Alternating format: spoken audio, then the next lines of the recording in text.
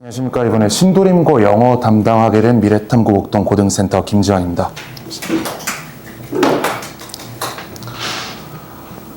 간략하게 신도림고등학교 영어 지필평가 분석해드리고 그에 대한 대응 방안, 수업 방안 부분 안내드리도록 하겠습니다. 신도림고 영어 지필평가 분석부터 해드리겠습니다. 교과서 2개 단원에 모의고사 지문 20개 내외 정도 나오고 있는데요. 이번에 2학년 올라가는 친구들의 경우에는 2학기 때 시험 범위가 좀 늘어났습니다. 2학기 때 모의고사 2회분 정도가 들어갔고 1학기 때는 20개 내외로 항상 출제되고 있기 때문에 이번에도 이변 없이 1학기 때는 20개, 18개에서 20개 정도 사이를 출제할 것으로 보고 있습니다. 어휘 위주의 지문 변형이라고 되어 있는데요. 이미 어머님들께서 잘 아시겠지만 고등학교 내신 시험 범위는 항상 변형돼서 나오죠. 이번에 이제 인공지능이나 이런 것들이 많이 괜찮아지면서 지문 변형을 하는 데 있어서 어휘 위주의 지문 변형을 하는 난이도가 굉장히 줄어들었습니다. 학교에서 적은 노력으로 쉽게 지문을 변형할 수 있는 게 어휘 변형이기 때문에 선생님들이 이 부분을 좀 애용하시는 것 같습니다. 따라서 본인이 몰랐던 단어들, 원래 지문에 없었던 단어들 또는 동의어, 반의어 이런 것들을 좀 학습해서 준비를 할 필요가 있겠습니다. 전반적으로 신도림고 영어 시험 난이도는 중에서 중하 정도로 판단할 수 있습니다. 물론 저번에 2학기 때처럼 시험 범위가 갑자기 50지문 이상으로 늘어난 경우에는 순수하게 그 범위 자체 때문에 난이도가 좀 올라갈 수 있겠지만 문항 자체가 이렇게 어렵게 구성되지 않고요. 특히 1학기 때는 이 20개 지문이라고 할지라도 어려운 지문들 절반 그리고 쉬운 지문들 절반이 섞여 있어서 학생들의 부담은 그렇게 크지 않을 겁니다. 거꾸로 얘기하면 중위권에게는 내신 역전의 기회가 되겠지만 상위권에게는 한 문제 틀려서 1등급이 없어지는 그런 시험이 될 수도 있습니다. 따라서 상위권 학생들은 실수하지 않도록 주의해야겠고요. 중위권 학생들은 내신 점수 잘 따서 대학 가도록 해야겠죠. 특이한 유형 문제를 몇 개 가져와 봤습니다. 첫 번째로 영영풀이 문항이 있는데요. 이 영영풀이는 사실 요즘 고등학교에서 많이 출제되는 유형이 아닙니다. 굉장히 옛날 스타일의 문제고요. 이 문제를 맞추기 위해선 당연히 이 안에 들어가는 단어도 무슨 말인지 알아야 되지만 이 부분도 해석할 수 있어야 되겠죠. 근데 보시다시피 쉽습니다. 이거 어려운 문제 아닙니다. 이거 반드시 맞출 수 있는 문제고요. 이것 때문에 학생들이 변별되고 그런 경우는 전 보지 못했습니다. 특이하지만 쉬운 문제라고 생각하시면 될 것 같습니다. 다음으로 보여드릴 유형이 함축의미 서답형 유형인데요. 이 유형은 신도림고의 좀 특유한 유형으로 자리 잡고 있는 문항입니다. 보시다시피 어떤 밑줄 친 부분을 이용해서 이 밑줄 친 부분이 그래서 지칭하는 부분을 찾아 쓰도록 하는 서답형 문항입니다. 하지만 학교 선생님들이 이 밑줄을 아무데나 그으시는 건 아니지 않겠습니까? 보통은 글의 주제 또는 필자의 주장을 위주로 배열을 하기 때문에 이 글에 대한 주제를 원래 알고 있었다면 또는 2단어, 3단어로 쓰는 연습이 이미 되어 있었다면 사실 이 문제 또한 그렇게 어렵지 않게 맞출 수 있습니다. 상위권을 변별하는 문제라고 보기는 어렵겠죠.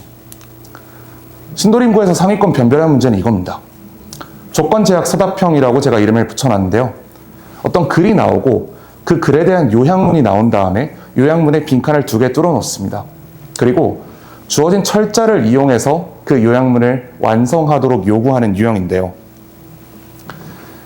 제가 학생들에게 이런 질문을 한 적이 있습니다. 너가 생각할 때는 주어진 철자라는 제약 조건이 있는 게 쉬울 것 같니? 없는 게 쉬울 것 같니? 라고 물어본 적이 있거든요. 요 유형에 한번 당해본 친구들은 이 제약 조건이 있음으로 인해서 난이도가 급상승하는 걸 알고 있습니다. 자, 예시를 하나 들어드리겠습니다. 어떤 지문이 있고 요약문에 빈칸에 먹다라는 단어를 사용해야 되는 요약문이 있다고 가정을 해보겠습니다. 당연히 저희는 일반적으로 eat란 단어를 생각하겠죠.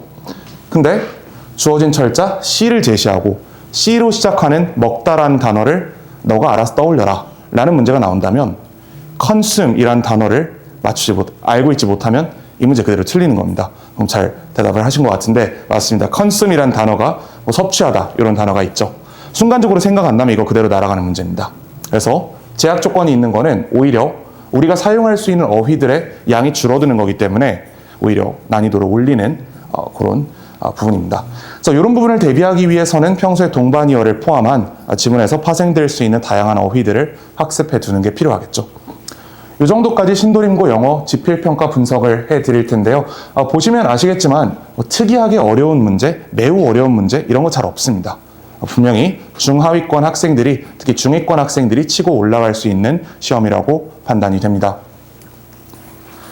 그에 대한 대응 방안을 제시해드리겠습니다. 이렇게 공부하면 신도림고 성적 잘 받을 수 있다. 이렇게 보시면 될 것 같고요. 첫 번째로 주요 구문 학습이라는 컨텐츠를 제가 제작했는데요. 먼저 문항을 하나 보여드리겠습니다. 이게 한 문장입니다. 이게 심지어 한 문제도 아니고요. 한 빈칸 추론 문제에서 빈칸 아랫부분의 일부만 제가 발췌한 한 문장입니다. 학생들이 이 글을 읽고 이해할 수 있는 시간은 30초 미만입니다. 해석하면 이렇게 되는데요.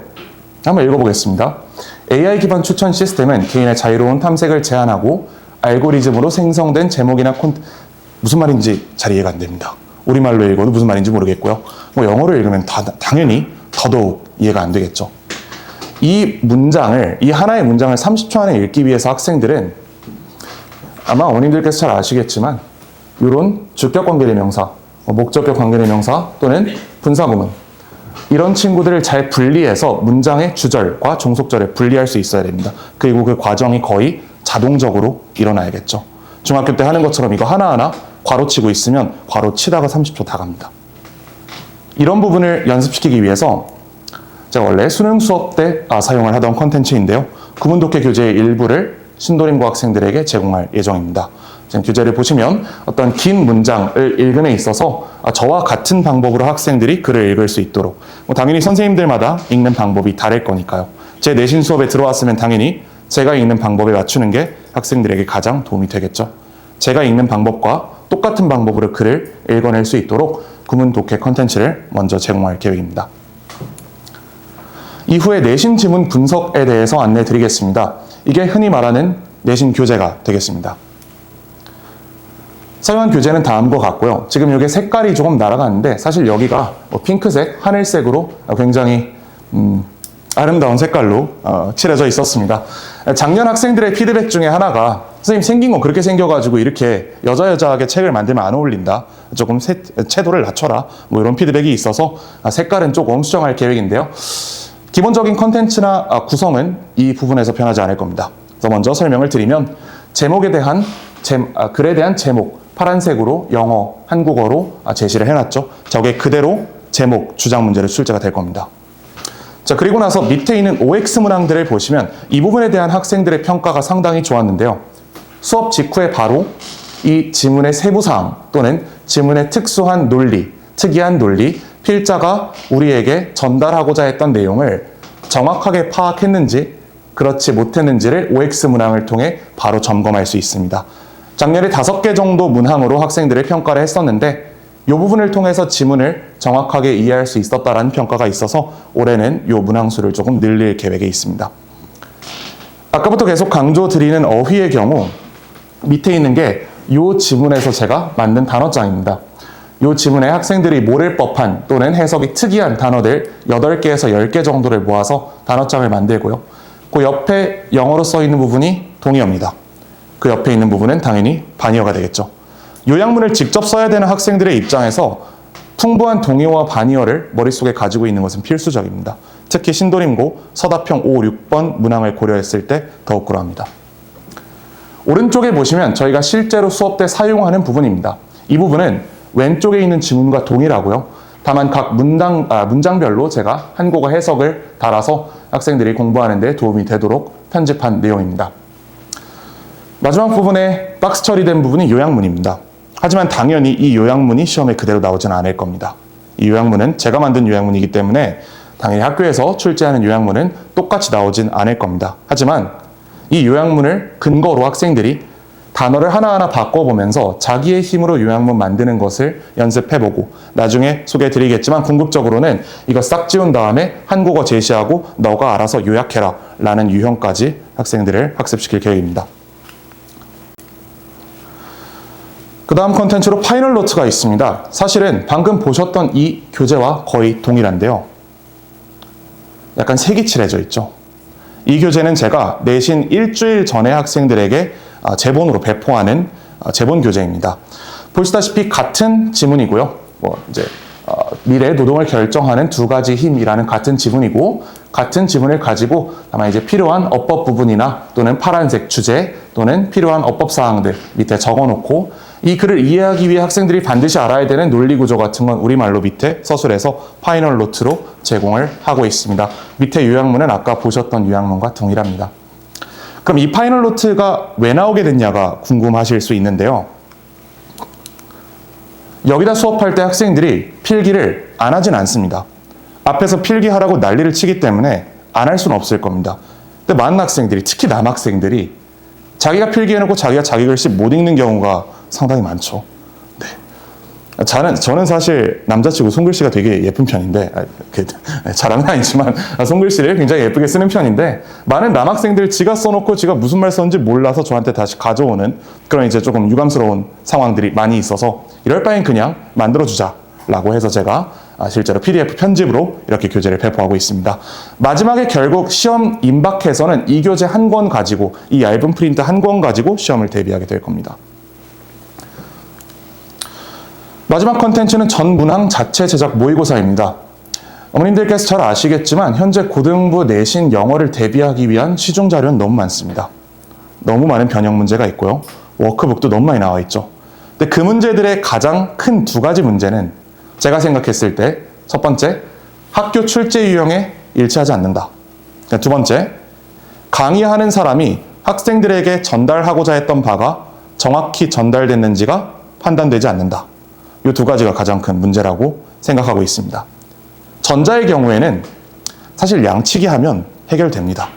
어차피 학교에서 출제한 유형들은 정해져 있기 때문에 문제 한 5,000개 정도 풀면 알아서 처리가 되지만, 후자의 경우에는 제가 학생들에게 전달한 부분이 정확하게 전달이 됐는지를 검사하는 과정이 반드시 필요하고, 그 과정에서 필요한 문제, 그런 로직들이 빠져 있다고 평가할 수 있겠습니다. 그래서 이런 형태의 문제를 제가 만들어서 출제하는데요. 당연히 신도림고에서 출제된 유형 아닙니다. 이런 문제 안 나오고요. 이런 문제도 안 나옵니다. 그럼에도 불구하고 이 문제를 모의고사에 집어넣어서 학생들이 풀도록 하는 이유는, 이 문제를 풀었다는 건 저 글에서 제시하는 논리가 단 한 톨도 빠지지 않고 완벽하게 채워냈다는 뜻이기 때문입니다. 이 선지는 찍어서 맞출 수 없습니다. 절대 찍어서 맞출 수 없도록 제가 직접 하나하나 만들고 있고요. 이 선지 절대로 찍어서 못 맞춥니다. 이 문제 틀리면 이 지문 모르는 거기 때문에 저는 그걸, 이 학생이 이 지문에 대한 이해를 완전히 하지 못했다라는 사인으로 받아들이고 있습니다. 그렇게 되면 이제 뒤에 클리닉이나 기타 여러 사항들을 통해서 남게 되겠죠. 근데 이런 점수를 채점해서 저 혼자 알고 있으면 어머님들께서 좀 섭섭하시지 않겠습니까? 그래서 매 회차 점수를 발송 드릴 건데요. 지금 보시는 화면이 지금 제가 현재 수업하고 있는 50여 명의 학생들, 단일학교입니다. 이 학교들의 1, 2, 3, 4, 5, 6회차 모의고사, 그리고 실제 중간고사 성적, 1, 2, 3, 4, 5회차 모의고사, 그리고 기말고사 성적입니다. 이 점수를 토대로 어머님들께 학생의 성적, 그리고 그 반의 평균 성적, 출제자가 주관적으로 느꼈던 난이도, 특이하게 틀린 유형, 반드시 맞췄어야 되는데 틀린 유형, 어떤 부분이 이해가 부족하다라는 부분을 문자 형태로 매 시간 전달 드릴 예정입니다. 원래 그 문자를 하나 첨부하려고 했는데요. 제가 거기다가 학생들 관련해서 너무 이제 주접을 떨어놓은 게 많아가지고 첨부할 수가 없게 된 점은 좀 양해를 부탁드립니다. 마지막으로 신도림고 영어 개강 안내 드리겠습니다. 저희 수업은 일요일 오후 1시 30분에서 5시 30분까지 4시간 진행이 되고요. 3월 8일 일요일에 바로 개강합니다. 이 시점에 신도림고 시험 범위가 나올 수도 있고 안 나올 수도 있습니다. 만약에 안 나오더라도 아까 보여드렸던 구문독해 교재를 통해서 앞부분의 기초를 다지는 시간이 어차피 필수적으로 있을 거기 때문에 시험 범위가 바로 나오지 않는 거는 크게 문제가 되지 않을 겁니다. 간단하게 수업 안내 드리면 단어 시험 및 하프 모의고사 진행 1시간이라고 되어 있고요. 이게 아까 보여드렸던 그 문항들입니다. 전 시간에 공부했던 내용을 100% 이해했는지, 혹시 한 톨만큼이라도 이해 못한 게 있는지를 잡아내는 시험이고요. 주차별 진도 2시간 30분, 서술형 대비 영작 연습 30분은 편의상 저렇게 구분을 해놨지만 실제로는 유동적으로 진행할 계획입니다. 당연히 지문이 나오기 전에 구문독해 파트로 기초를 다지는 시간에는 서술형 대비 영작 연습을 할 필요가 없겠죠. 이제 지문이 나오고 나서 본격적으로 학생들이 요약문을 대비하기 시작하면 그때부터 요약문 위주로 서술형 대비 영작 연습을 시킬 계획입니다. 서술형 대비 영작 연습 컨텐츠로는 아까 보여드린 이 요약문의 빈칸을 채우는 것으로부터 시작합니다.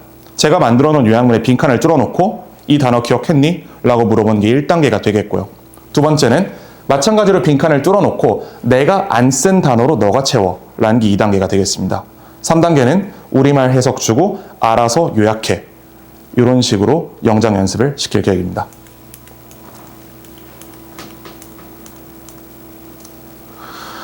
이후에 선택 같은 필수 클리닉이라고 되어 있는데요. 5시 30분에 수업이 종료되고 나면 제가 올해는 다행히 신도림고 이후에 수업이 없기 때문에 10시까지 학원에 남아있을 수 있습니다. 그래서 필요한 학생들은 얼마든지 개별 질의응답 또는 과제를 마무리하고 가고 싶다 한 학생들은 남을 수 있고요. 선택 같은 필수라고 되어 있는 이유는 아까 보여드린 모의고사에서 제가 파놓은 함정에 정확히 걸려 넘어지거나 이 문제를 절대 틀리면 안 되는데 틀렸다 한 학생들은 어쩔 수 없이 이 시간에 강제로 남아서 그 부분을 보완하게 될 겁니다. 이 정도로 신도림고 영어 개강 안내 마무리하면서 오늘 설명회 마치도록 하겠습니다. 감사합니다.